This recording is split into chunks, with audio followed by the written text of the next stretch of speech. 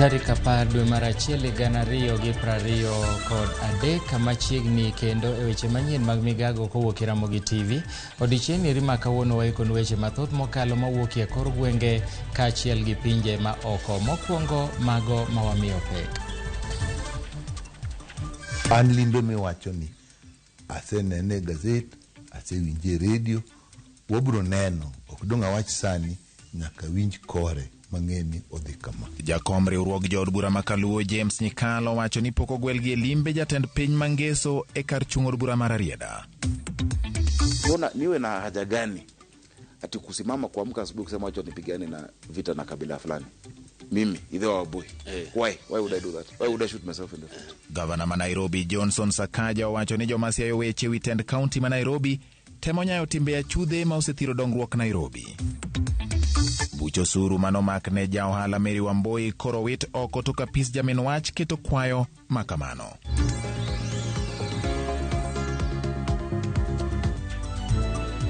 Machiegni jaera mar Ramogi TV in gi thuolo mar oro na ote machuok kitiyo gi laini marwa mar ote machuok ma en 36000. Nyinga Milton Ochieng'.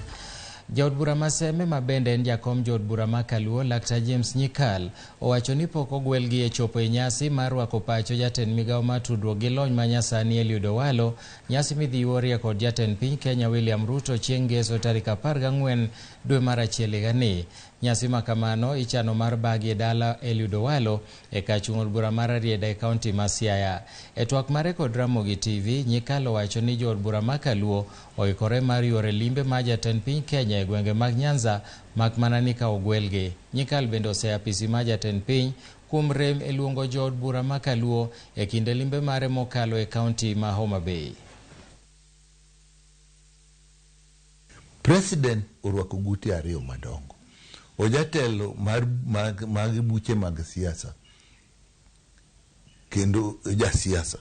Mar ariyo urito piny te. Joma noko gochone, koda joma nogochone, koda kuonde ma buche onge, koda kuonde ma buche nitie. Ka koro modhi timo gir sirkal, miwacho gi dho kisungu ni state visit, nitie kaka iluongo ji. Kata wan wabunge wabiro nwang'o barupe mogoye muri mar sirkal man gi logo mabiro ni kakoni jatelo dhi kama. Bunge samoro wan nyalo wang'e bunge, samoro county commission nyalo timo nyalo migo. An limbe miwacho ni asenene e gazet, asewinje redio, wabiro neno, ok dong' awach sani nyaka winj kore mang'eni odhi kama. Jatend piny Kenya William Ruto otele nyasi ma sidho gudu nobila motieko tiegruok margi ka tiegruok mar obila ma Kiganjo e kaunti ma Nyeri. E twak mare jatend piny Kenya ojiwo obila go mondo dhi oti ne jopiny gi chunygi duto kendo gi bidhruok maonge mibadhi. Jatend piny bende nosingo mar medo chiwo sir ne bad migawo mar obila e neno ni gitimo kaka chik dwaro. Nyasi no bende oyuore gi jotelo madito e migawo mar arita kwe kama oting'o jatend migawo mar arita Kithure Kindiki kod ogai mar obila Jafeth Koome.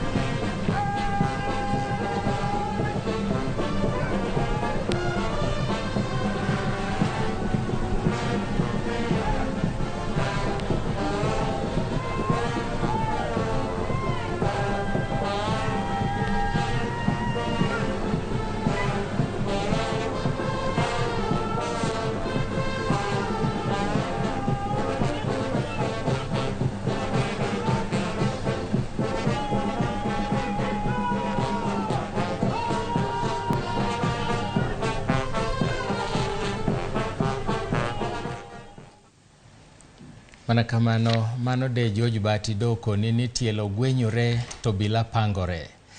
Wadhi nyime, ywaruok e kind jalup jatend piny Kenya Rigathi Gachagua kod gavana ma Nairobi Johnson Sakaja koro kidek duoko chien dongruok mag bombe ma pachoka kaponi gavanas kokalo e duol margi ok owuok oko kendo siro Sakaja.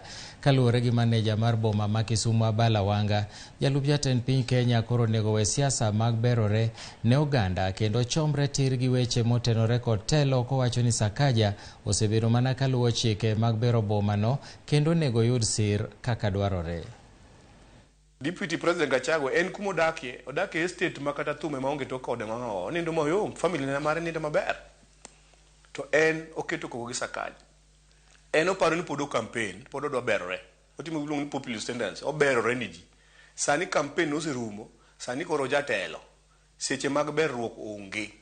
O support Sakaja olos Nairobi. Nikech ka Sakaja olos Nairobi, to wan ntie kaka Kisumu ntie gi triple effect mar mano gi Mombasa. Koro cities mag Kenya nyaka bed malos maber. Koro nyaka neno support Sakaja. E weche mamoko bende ma wan godo e thuolo ni eri ma wamedo luonu gi e thuolo ni eri en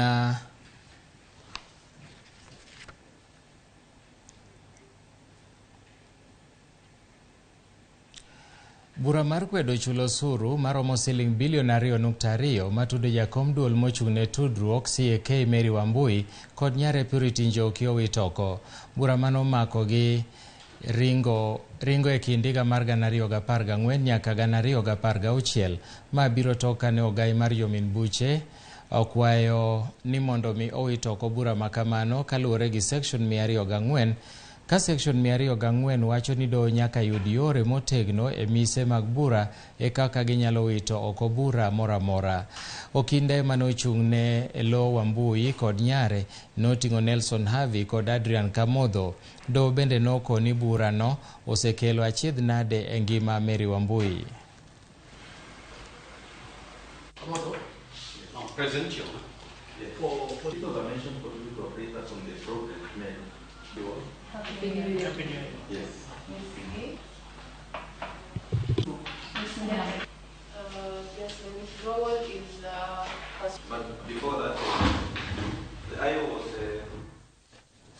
Gavana ma Kakamega Fernandes Baraza okwero seneta ma Kakamega Dr. Boni Alwale kowacho ni Alwale thuwe kod MCAs. Baraza okwayo Alwale mondo riwe lwedo e chopo kare chenro mag dongruok e kaunti no. Baraza ne loso e nyasi mar yawayanga chenro mar dongruok mar kaunti ma Kakamega ma ibiro ta e hik omenda 2023 nyaka 2027. Tuko na commission and revenue allocation ambayo inapatia mgao wa counties according to the formula that was approved by the Commission on Revenue Allocation. So it's not right for Senator Dr. Boni Halwale to start misleading people ya kwamba yeye ndiye analeta pesa Kakamega County. Secondly, mambo ya bursaries, we don't give bursary to everybody. Bursary inapatiwa wale ambao hajiwezi. Under the county tunapatiana 2 million shillings per every ward, pesa ambazo zitaenda kufanya kazi at least to support wale watoto ambao hawajiwezi, not for everybody. And the minimum amount of money ambayo tunapatiana to the day schools is 3,000 shillings and not 800 shillings. Na wale ambao wako kwa boarding schools tunapatiana 8,000 shillings per term.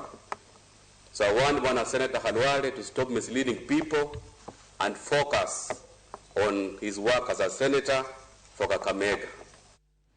Duonde makedo ne ratiro mag jok mamine counties ma Trans Nzoia koro dwaro ni sirikand county no kaachiel kod duol mochung'ne obila e county no mondo oger apise mabiro konyo joma mine ma ratiro magi rocho ahinya to kaluwore gi lwenje mag dhoudi. Okang' ma kamano biro bang' miyo moro yudo masira mag lweny keny kendo yudo hinyruok marach e gweng' ma Kasaigat ka nyaka sani pok oyudo ratiche. Sharon Ong'ao nigi mathoth e wi wachni.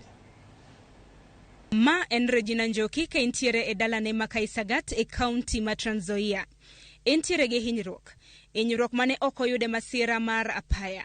Hinyruok makamano ne oyudo kaluwore gi masira mag lwenje mag dhoudi. Owacho ni ne ong'ade gi beti gi wuon ode mong'ere kaka James Ndung'u kaluwore gi gwenyruok mar paro mane gibedo godo e odgi.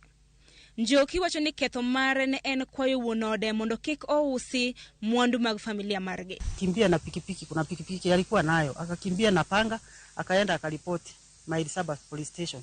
Akajiripoti akasema nimekatakata bibi yangu mkono, hata nadhani iko chini, lakini kichwa nilikuwa nataka kumuua, lakini yeye akawa mwerefu akajisuia na mikono. Kwa hivyo sijamuua, lakini yako hapo labda hana mikono. Ang'oma notimore bang' masira makamano. Akakimbia, mimi nilimwonea hapo kwa hapo nje na panga imenolewa mpya na greda. Hakuna kitu tuliongea, mimi nilimwambia tu kweli nisamee. Kumbuka tu neno moja tu nimewahi kufanyia juu yeye ni mgonjwa wa kidney failure, anafanywa dialysis. Sasa anaji-excuse na hiyo, lakini akili yake iko timamu kabisa. Njoki wacho ni kata bede ni ne osechiwo report mar masira mane yudo e lwet chuore to pod ni thuolo. Owacho ni okang' makamano osemone yudo ratiro kata bede ni pod entiere gi adhonde mane oyudo e masira makamano. Njoki wacho ni masira makamano osebedo kamiye obedo gi paro matut, to chuore to pod bwogo ngimane. Okenge mag manyo jaod Njoki mong'ere kaka James Ndung'u okosebedo mayot kaluwore ni okosebedo ka omako simbo ong'we yamo nyaka ne wandik report makama.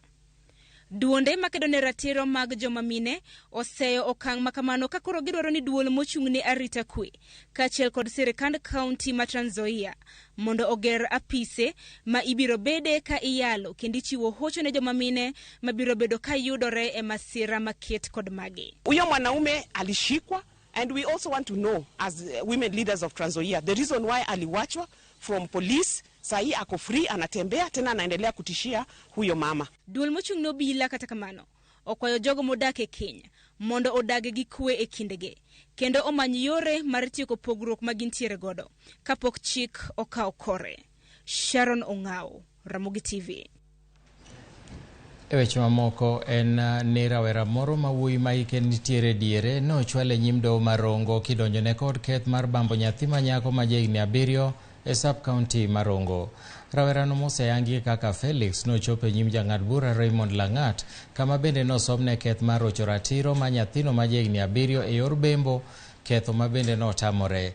Doho nogolo chik mondo mi oket achijno e rumand ka buche ni biro som kendo tarik 11 mar dweni. Familia mar rawera mano bambi no wacho ni rawera ni nodong' kende e dala odiechieng' mane obambe no e giko mar higa mokalo.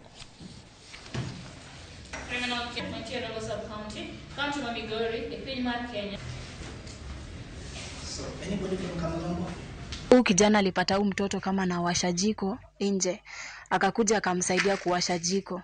Then after kumsaidia akaita mtoto aingie huko kwake.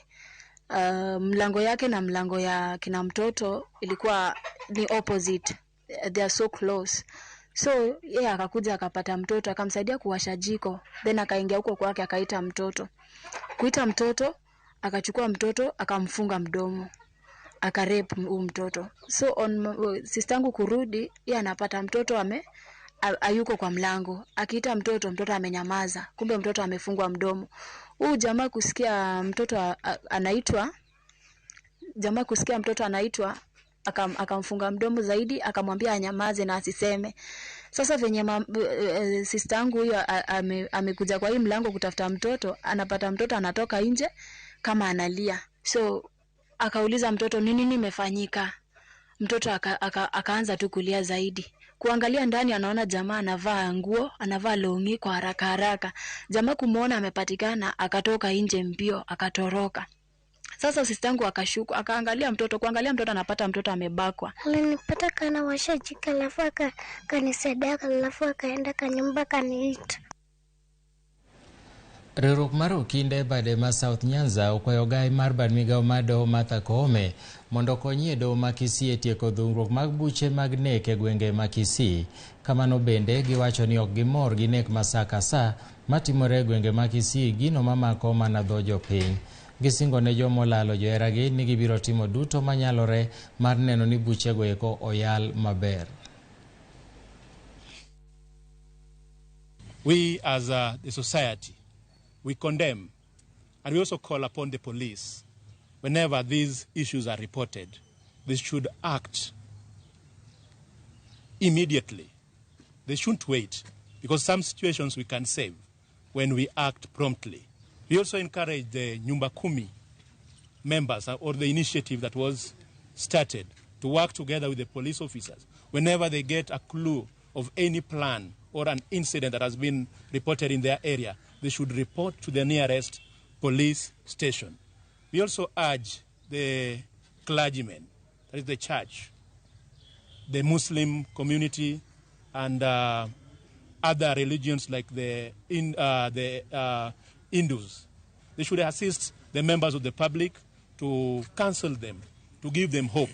We had challenges in terms of the judiciary appointing judges and deploying them to our area.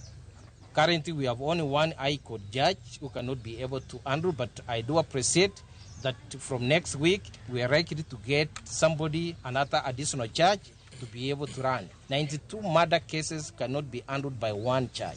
So we urge each and every person to be vigilant. We are going to provide all the necessary support as a society, and we urge the community to remain at peace. We are there, we are walking this journey with you all together through the end. Umedo winjo kendo neno weche manyien mag Migago kowuok e Ramogi TV. Par ni pod wadhi nyime gi weche manyien ka sani yiena mondo asomie moko kuom ote ma bende oseoronwa e laini marwa mar ote machuok ma en 3-600. Milton ma Frederick Ouma kata Agabo wuod min Adundo kantiere Nyakune Got, Homa Bay County, owacho ni Rigathi Gachagua owesa kaja otitijene koseweyo Mudavadi makoro tiyo tijene monego tim to were gi Sakaja bendo titijene. Mano wuod min Adundo kata mano chalo gimigo campaign moro kanyo koyieno asomo. Kaeto aneni maler kantiere Ugunja, jaluo en ng'ama janyiego. Aparo ni ka jatend piny obiro gwengi to udhi romo ne okurit ni mondo gwelu.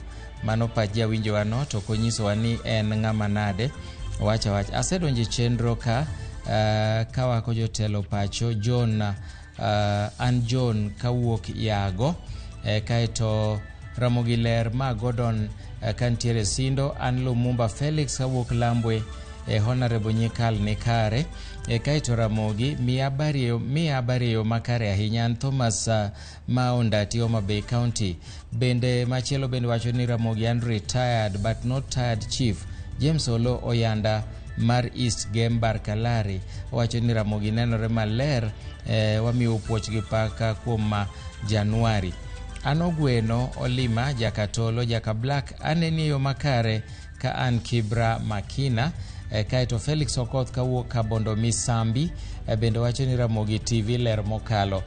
Ote machielo bende wacho ni hello Ramogi ma Dave mar Siaya, warwako jatend piny Kenya e Nyanza.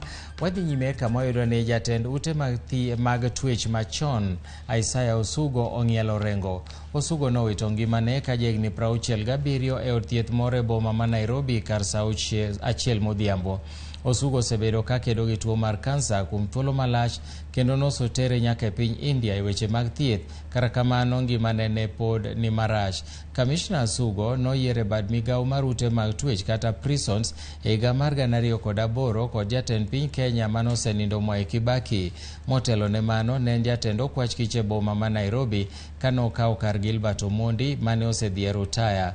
Osugo ne otieko thuolo mare mati tarik 19 dwe mar adek higa 2019 kendo nochiwe thuolo ne Wycliffe Ogalo kaka komishna manyien. Osugo wuok e gwenge ma Bobasi e kaunti ma Kisii.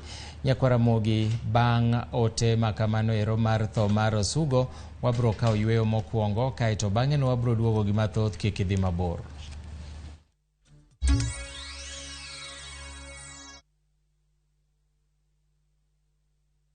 Oganda duto nigi pok mopogore opogore.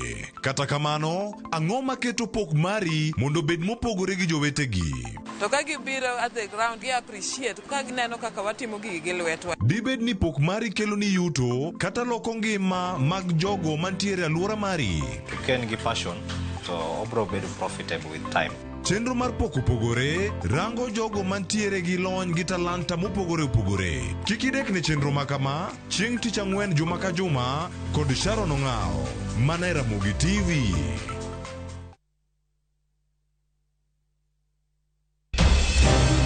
Weche ng'eny sa matin. Nyakwar Ramogi. Kaka jokanyana. Ere kaka wadhe gore gi jogi e yor loso mwandu. Wawinji maler, penja ne penjo main godo no. Ng'ato kik iluong ni mwashemewa kapok otimo gimoro ma heshimika. Tini jopiny. Wang mbui kae ni wacho ni budget idhi somo ok nyal konyo uchumi masani. Koyot mbele kae. Gimi thuolo mokwongo ne weche mag thieth. Jowa ok thor lao ohala chik. To sane makuru chopo kama ginyalo wache gik machando chunygi. Buch jopiny tudri gi jalendo Trevor Mbija saa 3 otieno mana Ramogi TV. Kik bai.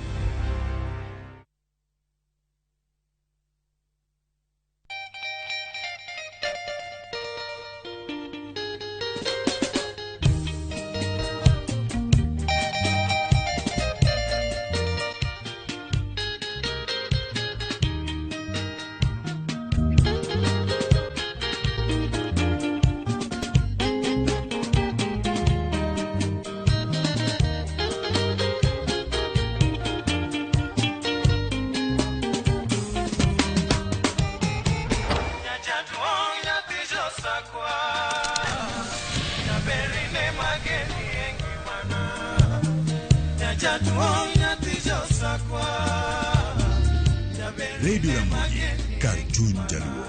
Radio Ramogi.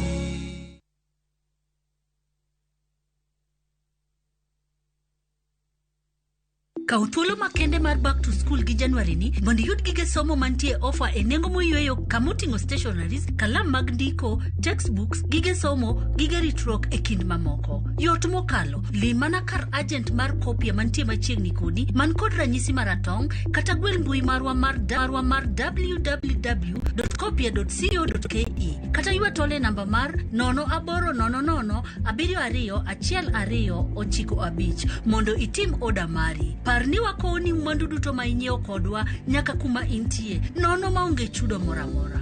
Kopia, maisha rahisi. Wakenya wengi wanaendelea kushiriki na kushinda $300,000 kwenye Shabiki Major Leagues Jackpot. Kwa majina naitwa Dani Ngildenji Joge kutoka Nakuru, sehemu inaitwa Rangaranga. Nafanya kubeba na motorbike, lakini motorbike si yangu, ni ya kukomboa. Lakini sasa nimefurahi juu sasa nimeshinda, nitanunua motorbike yangu. So hata wewe mwenye uko hapo Rangama mahali popote unaweza ukacheza na ukashinda, kwa sababu mimi nimeshinda, hata wewe unaweza ukashinda. Nimefurahi sana. Kuwa mmoja wao. Cheza Major Leagues Jackpot kwa shilingi 10 pekee kwa kutuma neno MJP kwa 29063 na waweza kuwa mshindi. Shabiki Major Leagues Jackpot, the easiest jackpot in Kenya. Not for persons under the age of 18. Betting can be addictive. Play responsibly. Shabiki.com is authorized and regulated by the BCLB. License number 416.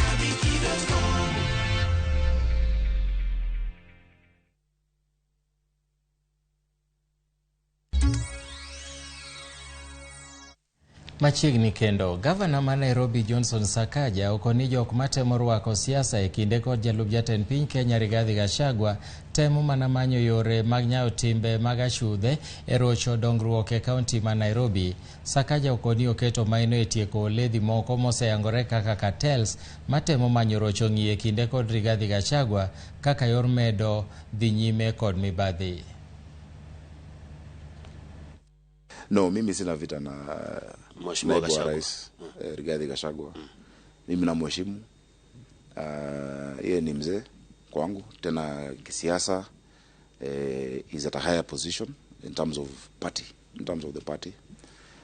Kuna vile serikali ya kitaifa ina relate pia na serikali ya counties. Ndio. Na hivyo ndio inafaa ikue. Labda kuna mahali tu, na mimi siwezi ongea zaidi juu ya mdosi wangu. Labda kuna mahali tu labda hatukusikizana ama kuna mambo yako yanaenda mzuri, na ingekuwa ni vizuri kukaa na sio kwenda hadharani, kukaa na kusema hapa, because there will always be something. Nairobi will always have a special relationship with the national government. County Commissioner ma Kisumo Josephine Ouko kod jotelo mamoko bago romo kod jopiny kaluwore kod rochruok mar arita kwe e kaunti no. Romo no bagi e kadak ma Nyamasaria kama thoth njore osebedo katimore kochakore higa mokalo. Wawinjane madhi nyime gi e thuoloni. Nafikiri karibu nimemaliza yote. So wacha niwaombe sasa tukaribishe mgeni wetu wa heshima na kilo. Hatujawahi piga kilo tangu tuanze baraza, si ndio? So tukue tayari tutwange ya kilo 1, 2, 3, 4. Funga. Fungua. Karibu manda.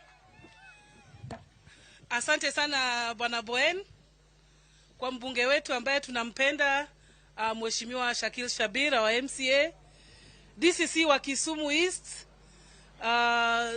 County Police Commander, security team yangu ya county ambao wako hapa, sub county security members ambao wako hapa, wale ambao wanasimamia idara tofauti ya national government na county government, wazee, wakina mama, waandishi wa habari, hamjambo? Hamjambo? Kwa nini mnakaa mmechoka? Mmechoka? Bas. Mimi kwa majina naitwa Josephine Ouko, mimi ndio county commissioner wa Kisumu. Na kabla sijaenda kuwa county commissioner Kisumu, nilikuwa DCC hapa Kisumu East. Si mnakumbuka? So niko na furaha kurudi hapa tena. Na ninashangaa hii dakika kidogo, hii wakati nilipokuwa na msiba hii wiki mbili nikitoka nikienda kuzikana, mnaanza kuibiana hapa Nyamasaria. Hii ni kazi gani hii? Ni watoto wa kina nani wanaanza kuiba na kukatakata watu? Hii wiki mbili tu. Makosa. Sasa tumerudi na tuko mambo ni gangare. Nimeshukuru sana kwa sababu leo mumeongea kiwazi. Mumesema ukweli. Na hiyo ndio itaweza kutusaidia. Bila ukweli hakuna vile tunaweza kujisaidia kwa mambo ya nini? Ya usalama. Na ninashukuru kwa sababu mumetupatia wajibu wetu, mahali tumekosea, tumekuwa na upungufu, na pia mmesema mahali nyinyi wenyewe mko na upungufu. Si ni kweli? Alafu hapo tukijua mahali shida iko, si tutapata dawa? Suluhisho iko na sisi. Sisi ndo tutatibu hii mambo ya nini? Ya kukosa usalama hapa Nyamasaria. Kwanza mko na kalamu? Mko na kalamu? Tafadhali jitayarishe. Nataka kuwapatia command center number. Yaani nambari ya simu ambayo ukipiga usiogope ni DC. Unapiga kwa ile center ambayo utaweza kupata nini? Usaidizi.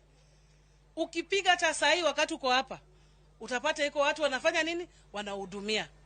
Kwanza nitawapatia nambari ya Kisumu East.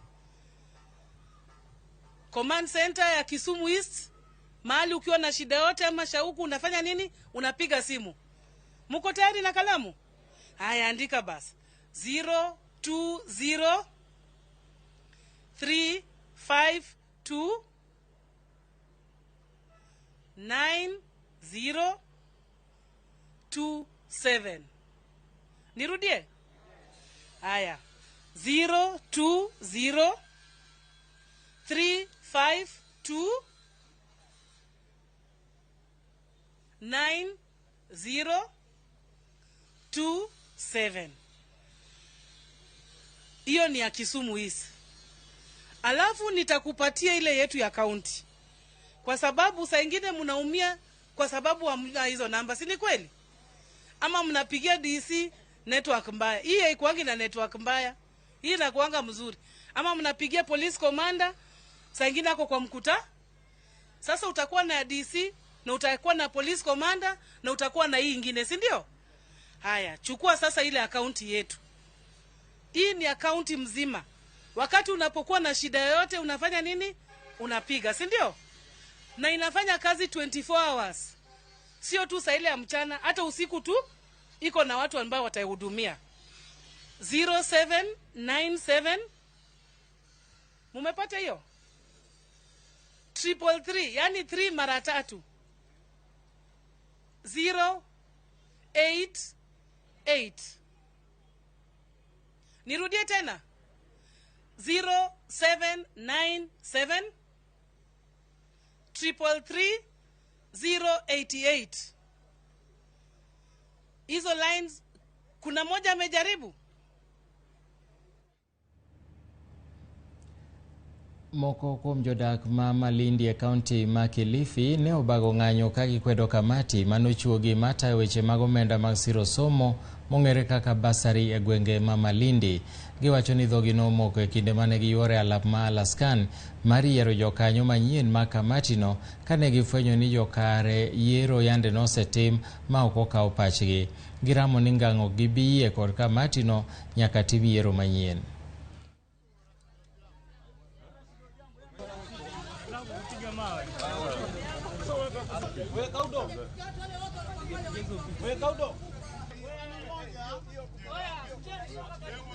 Tulipata habari kwamba kutakuwa na uchaguzi wa board ya ward scholarship. Na hiyo uchaguzi ilikuwa ifanyike saa 5 kamili hapa Alaskan ground. Tulijaribu kumobilize watu wetu ili tuje tushiriki katika hiyo uchaguzi. Lakini ilipofika leo, tulipofika hapa saa 4:30, tunakutana na ward admin ikiwa amebeba jamaa anaitwa Don kwa gari kwamba uchaguzi imeisha. Wanaenda. Tukauliza imeisha saa ngapi na ilianza saa ngapi? Manake hata notice board iko kwenye gate inasema ni saa 5. Kwani hii yenu ilikuwa ni nini? Wakatuambia mheshimiwa amewaambia wafanye hivyo na hiyo kitu imeisha namna hiyo. Mimi kitu nataka nimwambie Rashid Odhiambo. Mimi sina vita na yeye. Kabisa sina vita na yeye. Lakini ubadilifu ndio mimi huwa sipendi. Kwa sababu hawa wananchi tuliwatoa kwa nyumba kumpigia kura ili waje wapate huduma sawa sawa. Lakini ikiwa leo ana mambo yake fiche, njama zake fiche, hatutakubaliana. Sasa mimi nimetangaza kule mtaani, watu wamekuja hapa, wamekuta kwamba mheshimiwa ameondoka. Mimi kule mtaani nitachukuliwa kama nani? Kumaanisha mimi nitaonekana mimi ni mbongo, yeye aonekane mkweli. Sasa jambo kama hilo naomba mheshimiwa, hilo jambo liregelewe na wale watu warudi tena kufanya hiyo uchaguzi. Hakuna mtu ambaye amekuwa handpicked kwa sababu uchaguzi umefanyika pale na wamekubaliana na watu wote walioko pale wamepiga kura na wale waliopita ndio waliochaguliwa. Na watu wote waliochaguliwa pale wanatoka Malindi Town Ward na ni wakazi wa Malindi Town Ward. Na wamerepresent vizuri watu wa kutoka Central Sublocation na kutoka Barani Sublocation. Kaluwore kod nok mar pie kaunti ma Kajiado, jodak koro chuno mondo mi omed donjo ofukegi mar manyo kendo yudo mwanduno. Giwacho ni kopogore kod gik mapile ka pile magitimo, koro gitiyo gi kind siling 50 nyaka 100 mar ng'iewo pi magitiyogo.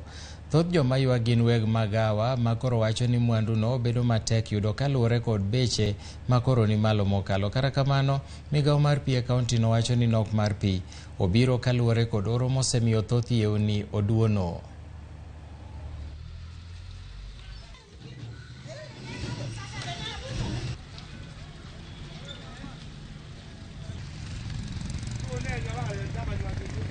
Hiyo maji ukipika naye vyakula kadhaa kama chai ama ugali inakuwa iko na taste. Hiyo chumvi yenye kwa hiyo maji ni mingi zaidi. Haiwezekani kutoa ile quality ya chakula tunahitaji. Kwa hivyo tuna prefer kutumia maji fresh ambaye ni gali sana. Maji inategemeanga na penye unaenda mbali. Lakini fresh tunausanga na 70. Unanunua 50 na unauza na 70 ama unaweza usia mtu mwingine na 100, inategemea na klasi yako. The common man hapa kupata hiyo hiyo 70 shillings ya maji peke yake, hiyo gharama ni kubwa. Na hiyo maji ndio nzuri kwa kupika.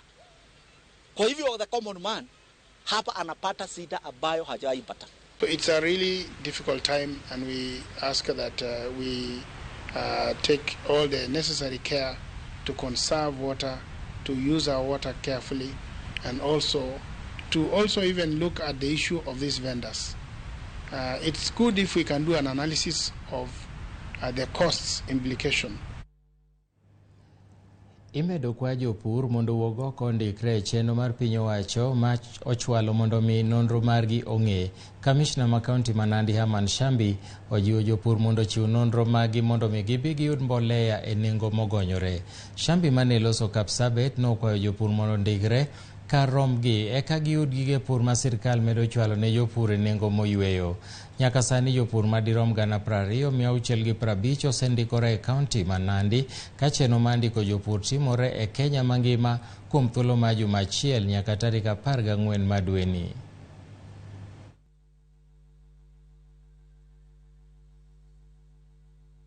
Tunawaomba wakulima wote wachukulie hili jambo kama jambo la kizalendo ili waweze kujiandikisha kila mtu na saizi yake ya shamba ambayo anatumia kwa mambo ya ukulima. Tumetoka pabaya mambo ya njaa na tunasema ya kwamba this time round tunataka tu subsidize mambo ya production ndio tuweze kupata chakula ya kutosha. Hata kwa familia ikiwa na chakula ya kutosha, ukisort out mambo ya food, mambo mengine yanafuata polepole. Kwa hivyo tunataka kama taifa kwanza tuweze kusort mambo ya chakula ili Wakenya wote wawe wanaweza kupata chakula, ndio tuendelee na mipango mingine ya maendeleo. Kwa hivyo mimi natoa mwito kwa kila mkulima aone mzee wake wa mtaa na assistant chief. Hiyo kazi inaendelea na nashukuru hapa Nandi tumeendelea vizuri, lakini tuzidi kukaza mwendo mpaka tumalize, tuhakikishe kwamba kila mkulima ameweza kusajiliwa. Kulikuwa na wengine zamani tunafanya mambo ya cereals board, unakuta mtu anaenda huko anasimama kama mkulima kumbe si mkulima. Unajua kwenye msafara wa mamba utakuta pia kuna naburukenge. Lakini sasa hao maburukenge hawatakuwa, tutakuwa ni wakulima peke yake, tutakuwa na deal na wao. Pod wan gi mathoth mwaikonie weche manyien mag Migago. Yiena mondo akaw yweyo mar ariyo, kik idhi mabor, waduogo bang' thuolo machuok.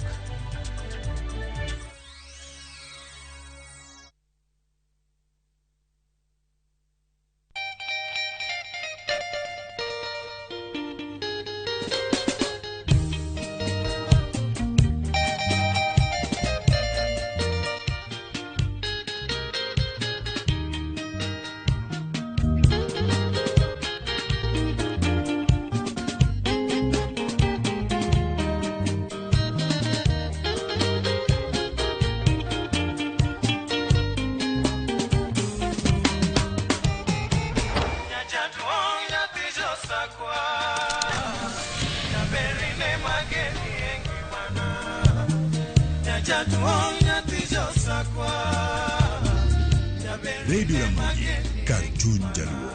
Radio Ramogi.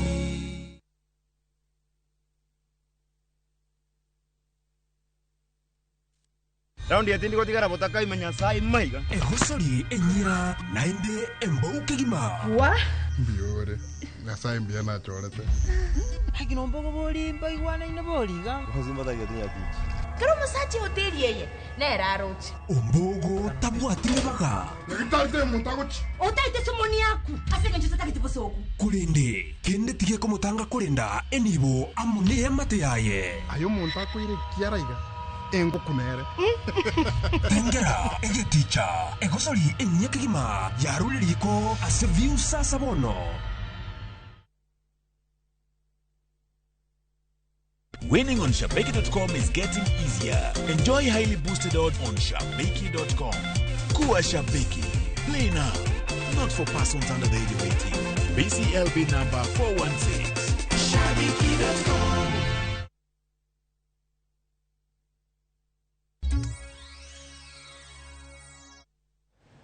Machiegni kendo. Jangolo mawero thumbe manyachon mawuok e oganda dhod Baganda e piny Uganda ochako chenro mariwo wi jolupo e dhowedhe mag nam Lolwe. Joyce Oduor nigi ler mathoth. Kokalo e miende manyachon, oganda dhot Baganda mayudore e piny libamba ma Uganda nochopo e dhowath ma Wanyando e chula mar Usinga County ma Homa Bay. Thuon wach en mar tiyo kod wende e bago twak manyalo kelo kwe e kind jolupo ma Kenya, Uganda kod Tanzania. When you see people come from the various places and they meet themselves here, you create friends, you also create some businesses, so it will create peace on that. Kuom thuolo malach, Nam Lolwe osebedo kod buche mathoth mag gwandruok, teko kod monjo jolupo ahinya to iseche magotieno. There's something which has fascinated me is that the relationship between this Rusinga Island and the names that I have been seeing are very, very, very common with the names in Buganda. I come from Uganda, the central part of the country, which is Buganda. Kaka yorno mar kungo historia, oganda dhota basuba mayudore chula mar Rusinga osebedo koketo geno margi e telo mar kingi mar oganda dhot Baganda e thuolo mar higni buora mokalo. Gino momiyo chopo mar jothum e chulano bende nyalo ting'o malo daka mar oganda kamoro achiel. Culture is culture. Culture is a strong thing that cannot be removed. Nothing can remove culture. So whatever comes in, comes and leaves culture around. It cannot take culture away. Nyasino mar jothum igeno ni biro konyo e kelo kwe mosiko ahinya to ne jogo matiyo kod nam lolwe e piny Kenya, Uganda kod Tanzania. Joyce Odur, Ramogi TV. Kit miende noromo oganda bang' tipo mar video mane omieleke e mbui. Ka jomathoth ne penjore ni dipo ni ma itije koso. John Migun mane tipo mako ka kidho miel miyo wasigande ni en ng'a, oti ang'o, to tipo no oseloko ngimane nade. Lake Bob na madundo mayudore kar chung'od bura ma Lego Usonga e kaunti ma Siaya en achiel kuom nembe mantiere pachoka molos gi lwet dhano. Chenro mopogore opogore dhi nyime e namno. Yedhi gowo e dho wath, mine luoko rech, ka jonyiepo bende chopo kanyo ka gimanyo rech. To ere kaka nolose? Mana kamano watimo mos kuom kikruok mar pichano to wadok mana e sigana no ero mabende ne waketo ni motelo. Wadok e sigana mane waketo ni motelo no ero kama bende watemo ng'iyo kaka kit miende mabende nolandore e mbui omiyo ji mathoth mokalo osepenjore ni to en ng'ama nade. Migun temo nyisowa ni to en ng'ama nade, to miel mano miel e mbui oseloko kit ngimane e yo machalo nade. Wanwane sigana no ero e yo machalo kama.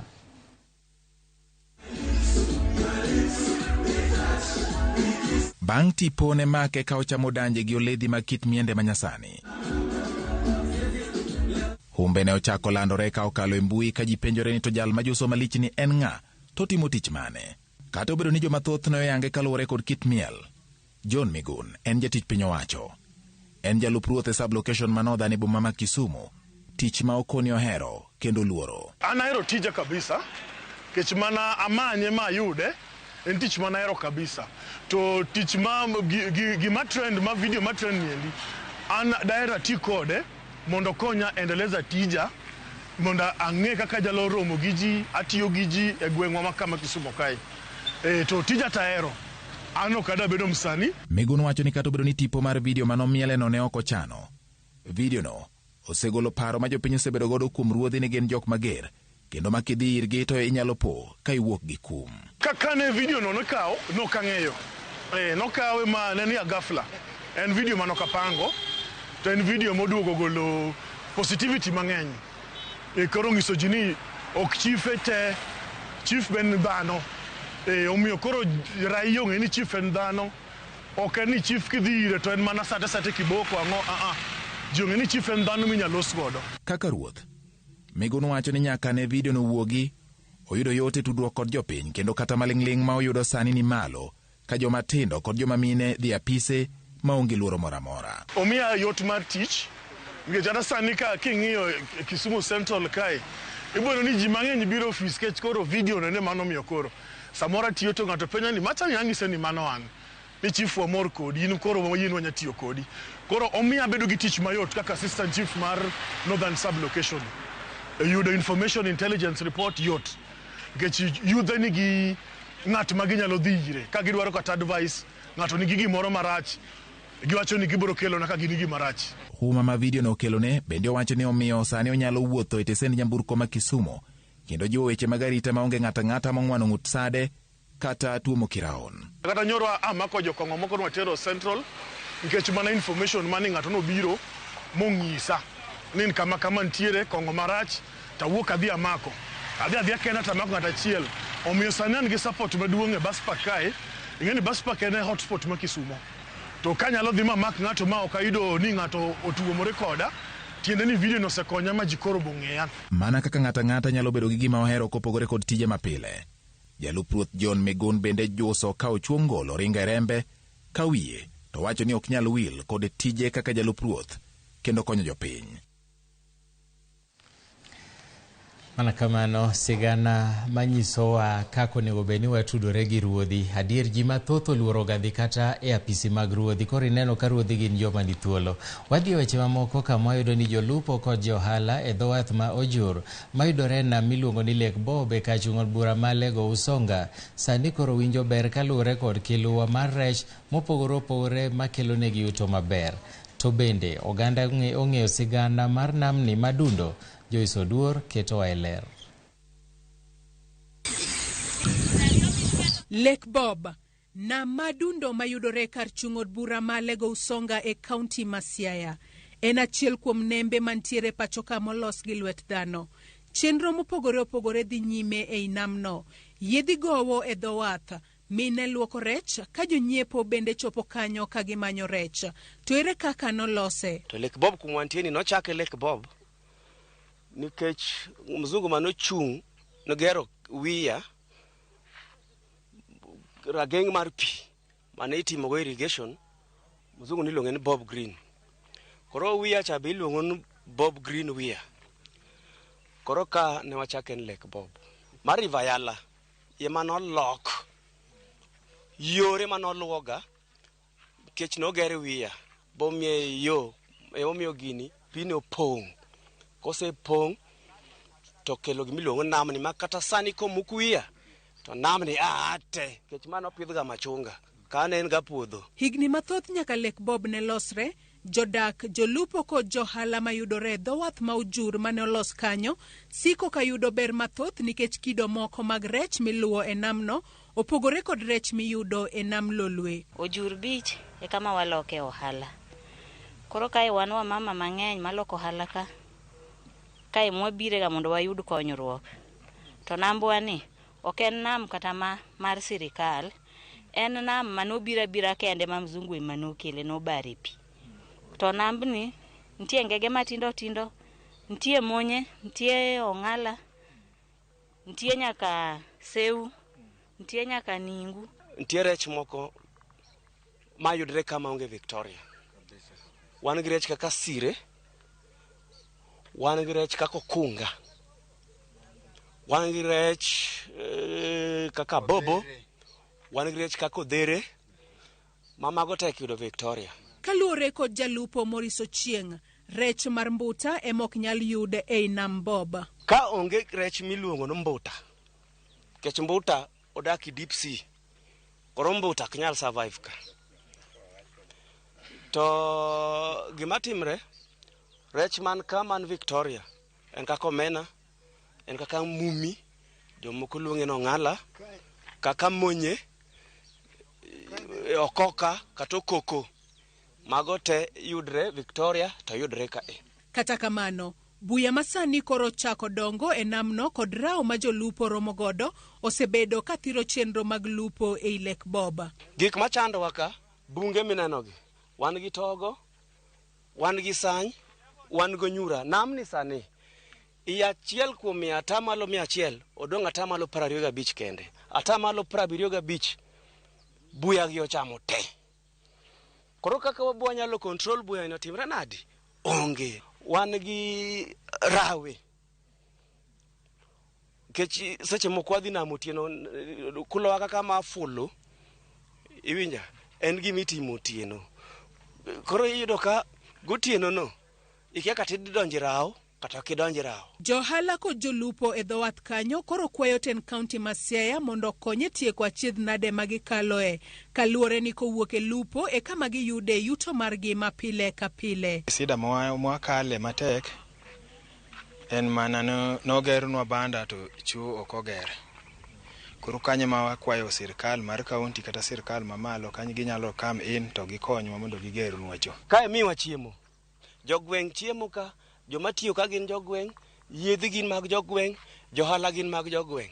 Koro seche mabadhi nam tayuto, mama moro waro rech oteri siro, obe nyithinde ochiemo, abe nyithinde ochiemo, jagweng' man gwende obiro nyiewo rech, ido ka gimwayudo ka idong'. Ma should be recognized. Mondo jogi obi okonywa. Joyce Oduor, Ramogi TV.